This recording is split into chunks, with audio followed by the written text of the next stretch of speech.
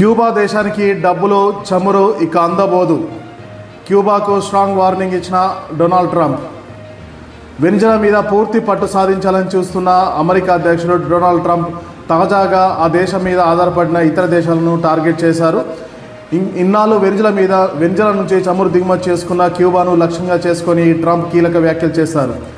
అనేక సంవత్సరాలుగా ఆ దేశం డబ్బు చమురు కోసం వెనిజులాపై ఆధారపడిన క్యూబా ఇక వెనిజులా నుంచి డబ్బు చమురు ఇక అందబోదని ట్రంప్ స్పష్టం చేశారు.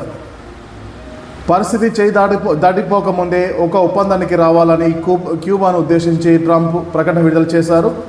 ట్రూత్ సోషల్ మీడియాలో ఒక నెటిజన్ చేసిన పోస్ట్ వైరల్గా మారింది. అమెరికా విదేశాంగ మంత్రి మార్క్ రూబియో క్యూబా అధ్యక్షుడవుతారంటూ ఒక నెటిజన్ పోస్ట్ చేశారు. దీనిపైన కూడా తాజాగా ట్రంప్ స్పందించారు. ఇది వినడానికి బాగుంది, ఇది ఆచరణ సాధ్యం కాదనేసి ట్రంప్ అన్నారు. వెనిజులా నుంచి పెద్ద మొత్తంలో అందిన చమురు డబ్బుపై ఆధారపడిన క్యూబా అనేక ఏళ్ళు గడిపింది. దానికి ప్రతిఫలంగా వెనిజులా నియంతకు క్యూబా భద్రతా సేవలు అందించింది. కానీ ఇకపై అది జరగదు. ఇటీవల మేము నిర్వహించిన దాడిలో క్యూబాకు చెందిన భద్రతా అధికారులు మృతి చెందారు.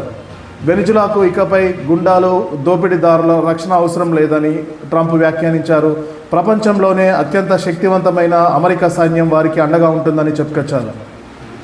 క్యూబాకు చమురు డబ్బులు ఇక అందవు. పరిస్థితి చేయి దాటిపోకముందే క్యూబా ఒక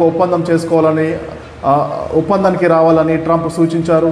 వెనిజులా మాజీ అధ్యక్షుడు మదురోను బంధించి తీసుకొచ్చే క్రమంలో అమెరికా చేపట్టిన ఆపరేషన్ సమయంలో ఆయనకు రక్షణగా ఉన్న క్యూబాకు చెందిన 32 మంది భద్రతా అధికారులు మృతి చెందారు.